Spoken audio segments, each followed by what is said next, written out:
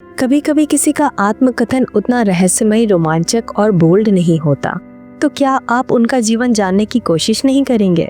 कुछ लोगों का चरित्र बड़ा साफ और सरल होता है, खलबली मच जाए उतना उनका जीवन सनसनीखेज भी नहीं होता। लेकिन चंद्रकांत गोखले जैसे भी लोग इस दुनिया में होते हैं जिसके लिए अगर हम कहें कि आप क्या इन्हें पहचानते हैं, तो शायद ये नाम आपके लिए बिल्कुल अनजान होगा। हाँ, इनकी तस्वीर देखकर आपको कुछ फिल्मों के नाम जरूर याद आ गए होंगे। इसलिए तो हिंदी रेडियो वो एकमात्र मंच है जहां इन महान शख्सियत की कहानी गढ़ी जाती है। इनकी महानता नाम से तो नहीं होती, बल्कि उनके द्वारा दिए गए योगदान से होती है।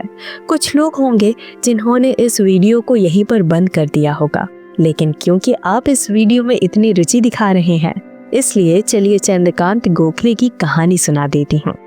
1996 में अनिल कपूर की सुपरहिट फिल्म लोफर रिलीज हुई थी। इस फिल्म में एक व्यक्ति अकेला घर से बाहर निकलकर वोट डालने जाता है। पूरे गांव को डरा धमकाने वाले गुंडों ने पूरा रास्ता बंद किया होता है। ऐसे में जब वो बूढ़ा आदमी उस रास्ते से गुजरने लगता है तो गुंडे उन्हें रोकते नहीं, बल्कि उनका मजाक उड़ाने लगते हैं। अरे, तेरा एक वोट हमारे साहब को नहीं मिलेगा तो क्या वो हार जाएगा? जा वोट देकर आ। इसके बाद पूरा का पूरा गांव प्रभावित हो जाता है और गांव वाले झुंड में निकलकर वोट देने जाते हैं और वे गुंडे उन्हें रोक भी नहीं पाते। इस फिल्म में उनका किरदार छोटा जरूर था, लेकिन उन्हें छोटा कलाकार समझने की गलती बिल्कुल मत करना। मराठी रंगभूमि में उनके योगदान को आज भी याद किया जाता है।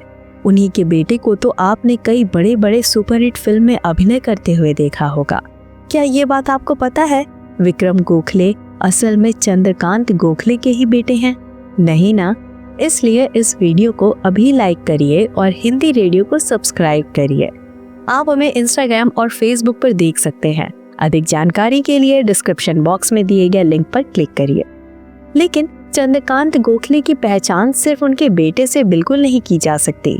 शायद ही ये बात कोई जानता होगा कि चंद्रकांत गोखले की माताजी कमलाबाई गोखले भारत के सिनेमा इतिहास की पहली महिला अभिनेत्री थी। जी हाँ दोस्तों, दादा साहेब फाल्के की पहली फिल्म राजा हरिश्चंद्र की सफलता के बाद उन्हें एहसास हुआ कि महिला का किरदार किसी स्त्री को ही निभाना चाहिए। उसके बाद खोज शुरू हुई भारत की पहली अभिनेत्री की। बहुत सारे स्टेज कलाकारों ने फिल्मों में काम करने के लिए इनकार किया। दादा साहब नाच गाने वाले कोठियों में भी जाकर आए, लेकिन वहाँ की महिलाओं ने भी इस काम को देह व्यापार से भी नीचा समझा। ऐसे में किर्लोस्कर नाटक कंपनी में काम करने वाली एक महिला ने विचार किया और दादा साहब की फिल्म मोहिनी भस्मासुर में काम करने के लिए राजी हो गई। उस महिला का नाम था दुर्गाबाई कामत, लेकिन दादा साहब को तो 2 महिला कलाकारों की जरूरत थी। उम्र के हिसाब से उन्हें पार्वती का किरदार मिला। ऐसे में फिर सवाल खड़ा हुआ कि मोहिनी का किरदार कौन करेगा। इस साधारण समस्या पर हल निकालते हुए दुर्गाबाई ने अपनी 15 साल की बेटी को आगे कर दिया, जो बन गई सिनेमा इतिहास की पहली अभिनेत्री। उनका नाम था कमलाबाई कामत, जिन्होंने आगे चलकर एक अन्य सह कलाकार रघुनाथ राव गोखले से शादी कर ली। इस शादी से जन्मे चंद्रकांत गोखले। उसके बाद और 2 बच्चों का जन्म हुआ, लालजी गोखले और सूर्यकांत गोखले। कमलाबाई की मां दुर्गाबाई कामत को भारतीय सिनेमा की पहली महिला अभिनेत्री होने का सम्मान मिला। उन्हें सबसे पहले कास्ट किया गया, लेकिन लीड किरदार निभाने वाली उनकी बेटी कमलाबाई अभिनेत्री बनी। कमलाबाई सिर्फ 13 या 14 साल की थी जब उन्होंने 1913 में दादा साहेब फाल्के की फिल्म मोहिनी भस्मासुर में मोहिनी का किरदार निभाया। उस दौर में अभिनेत्रियों को इज्जत की नजरों से नहीं देखा जाता था। दुर्गाबाई के पिता, जो बम्बई के sir J school of art में इतिहास के प्रोफेसर थे, उनसे अलग होने के बाद उनके सामने अभिनय के अलावा कोई और रास्ता नहीं बचा।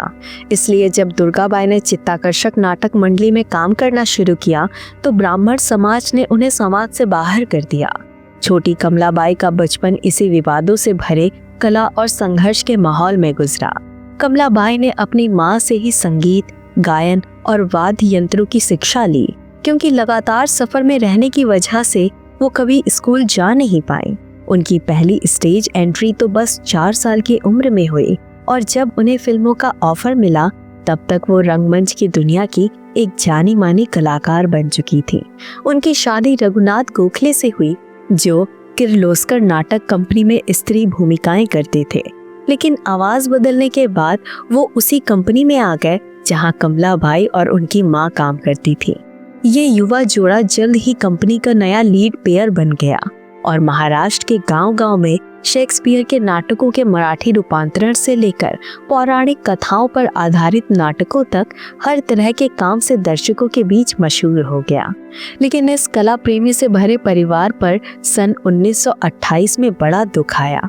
चंद्रकांत गोखले के पिता रघुनाथ राव गोखले मंच पर अभिनय करते करते अचानक गिर गए और उनकी मृत्यु हो गई।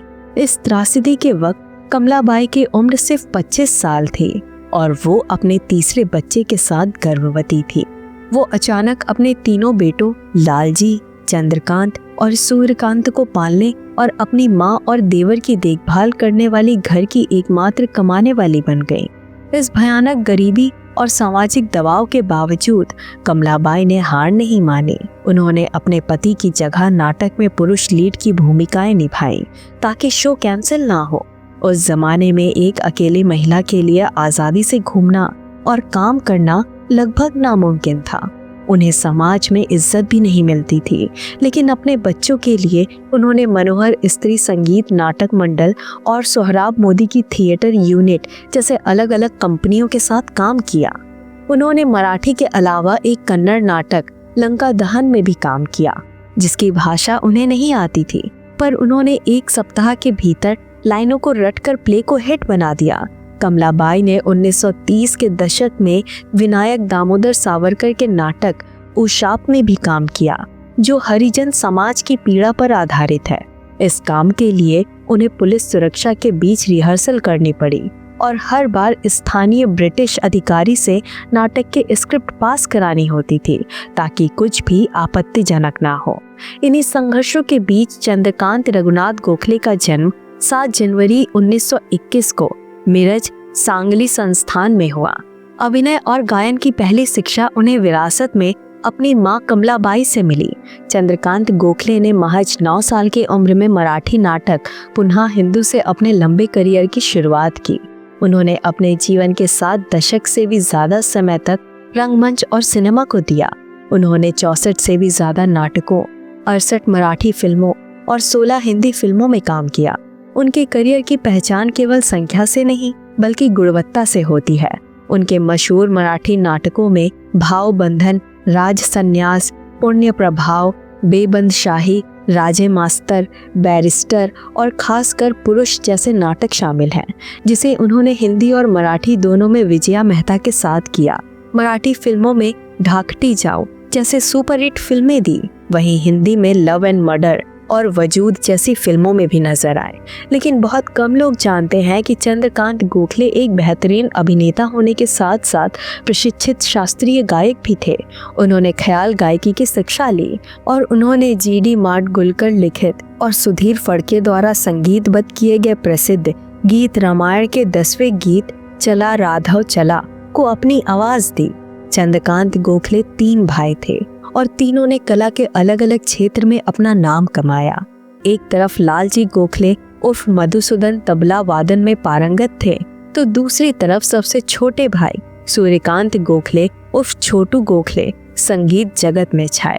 छोटू गोखले ने उस्ताद अहमद जान थिरकवा खान जैसे दिग्गज तबला वादक से शिक्षा ली, जिन्हें तबला वादक का माउंट एवरेस्ट कहा जाता है।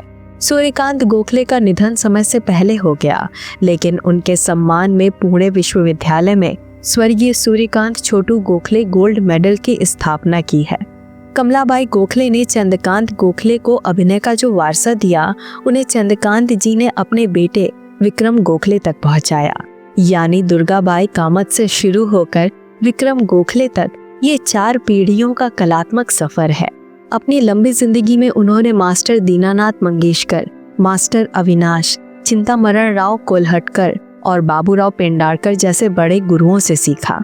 उन्होंने हमेशा रंगमंच के पुराने पंचपदी स्कूल ऑफ एक्टिंग को महत्व दिया, जो आधुनिक स्टानिस्लावस्की की तकनीक से बहुत मिलता जुलता है। उनकी पत्नी हेमावती भी उनके संघर्ष में उनके साथ रही जिसके चलते चंद्रकांत जी ने अपने जीवनी चंद्रीकरण को अपनी पत्नी और मां की याद में समर्पित किया। ये जीवनी पत्रकार शशिकांत किणीकर ने लिखी है, जिसे अभिनेत्री विजया मेहता ने रिलीज किया। चंद्रकांत गोखले जी की सादगी का आलम ये था कि उनके पड़ोसियों के लिए भी वो एक साधारण जमीन से जुड़े इंसान थे। 90 साल की उम्र में भी वो अपनी सोसाइटी के गणेश उत्सव में परफॉर्म करते थे। अभिनेता मोहन जोशी जैसे लोग कहते थे कि उनसे बहुत कुछ सीखा है। वो इतने बड़े कलाकार होते हुए भी नियमित रूप से दिव्यांग सैनिकों के लिए दान भी देते थे। उनके बेटे विक्रम गोखले ने भी कहा कि उनके पिता ने उन्हें एक आदर्श पिता, अच्छे नागरिक और सामाजिक कार्यकर्ता की तरह पाला, जो हर किरदार की जड़ तक जाने की कोशिश करते थे। ये ध्यान देने वाली बात है कि हिंदी धारावाहिक मिस्टर योगी से घर घर में पहचान बनाने वाले महान कलाकार मोहन गोखले को भी लोग अक्सर विक्रम गोखले का भाई समझते हैं, लेकिन उनका इस चंद्रकांत गोखले के परिवार से कोई संबंध नहीं है। लंबी बीमारी से जूझने के बाद चंद्रकांत रघुनाथ गोखले का निधन 20 जून 2008 को पुणे में 87 वर्ष की उम्र में कैंसर के कारण हो गया। उन्होंने अपनी सादगी, संघर्ष और शानदार कलात्मक योगदान के जरिए एक ऐसी अमूल्य विरासत छोड़ दी, जिसकी कहानी चंद्रकिरण की तरह हमेशा चमकती रहेगी।